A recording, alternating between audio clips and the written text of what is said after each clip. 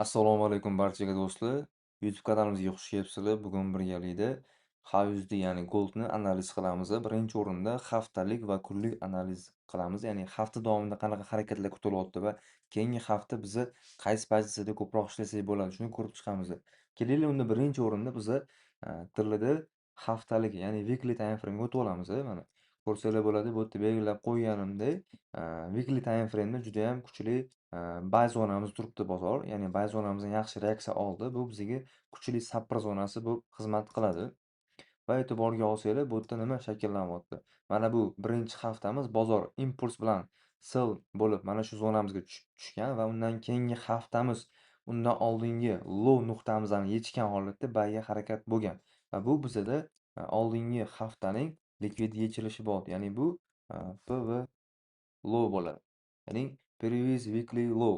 Ya'ni oldingi haftaning low'ini yechdi. Likvid yechilgandan keyin birinchi boradigan nuqtamiz bizada qaysi target bo'lib turibdi? Birinchi boradigan nuqtamiz mana bu resistance zona bo'lib turibdi bizada. Bu bizada 4175 va 4203 narxlari ko'rsatilyapti. Ya'ni ushbu zonamizga bozor chiqqunga qadar biza buy ishlab olsak bo'ladi va ushbu zonamizdan biza sellga korreksiya ko'rsak bo'ladi. Ana endi weekly time frame dan biza dailyga olamiz. Ya'ni weeklydan olamiz dailyga. Xo'p do'stlar, daily time frame'da bozor qanaqa holat kuzatilyapti? Ko'rsalar bo'ladi, hozirgi kunda bozor kichikroq time frame'da bizaga buyga struktura o'zgargan. Ya'ni daily time frame o'zida ham line chartga olganimda mana bu yerda bizga trend liniya shakllantirgan. Mana bitta kassaniyamiz, ikkinchi kassaniya va uchinchi kassaniyamiz mavjud.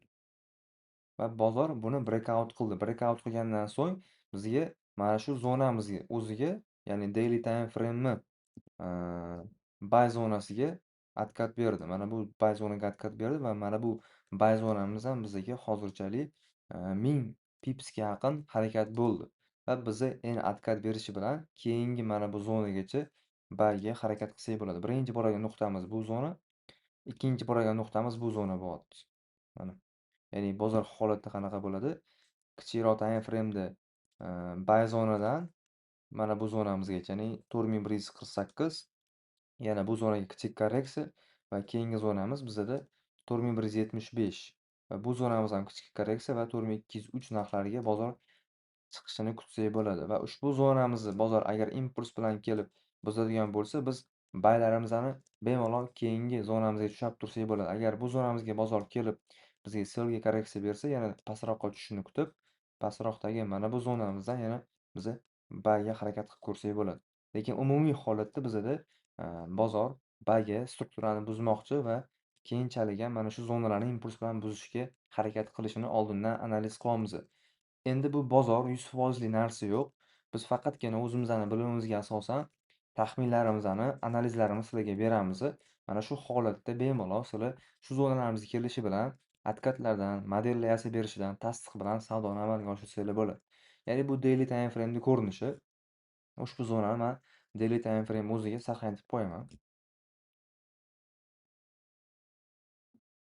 Mana endi biz H4 time frame ga o'tamiz. Hop, H4 time frame ga o'tganimizdan keyin yana bitta narsani sizlarga ko'rsatib ketaman. Mana bu yerda chiroyli model yasalgan bozorda. Bu modelda trend liniya shakllangan va ushbu zonamizda bozor trend liniyani ham buzib o'tdi. Mana 2 ga bo'lib olsam yaxshiroq va chiroyliroq ko'rinadi. Ya'ni bozor bu yerda har bitta korreksiyasida chiroyli отработка berdi mana. 2 ta, 3 ta, 4 ta, 5 ta har bitta korreksiyasida chiroyli harakat bo'lyapti. Ana endi bozor mana shu zonamizni breakout qildi va bizaga откатga tushdi. Откат berib yana impuls va chuqurroq откатga tushib, ya'ni chuqur zonamizga, ya'ni eng minimal zonamizga bozor kelib, asosiy zonamizdan bozor buyga harakatlandi. Ana endi bizada bu yerda ham bitta maksimum bor.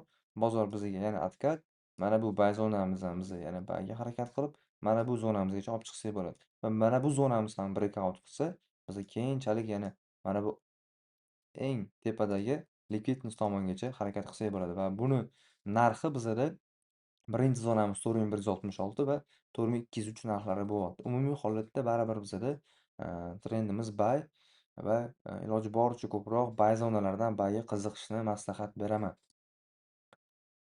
Bu H4 time frame'da. Keling endi buni kichikroq time frame'da ko'rib chiqamiz. Umumiy holatda mana bu yerda bizada struktura buzilgan. Struktura buzilganidan keyin bizga откат beryapti va bozorda eng minimal zonamiz ham bozor bagiga harakatlanmoqda. Mana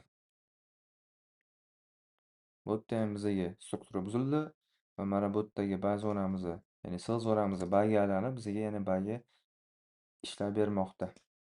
Ana endi biza H1 time frame'ga o'tsak bo'ladi. H1 time frame'da nima shakllanyapti bu yerda? Mana bu hozirgi aktual zonamiz bor. Ya'ni bozor shu zonamizga tushishi bilan biza bagiga qarab ko'rsak bo'ladi. Tushgandan keyin biza bu yoqdan tasdiq olib, ya'ni model shakllantirishiga qarab, dal keyingi hay va undan keyingi hay tomon harakatni olsak bo'ladi.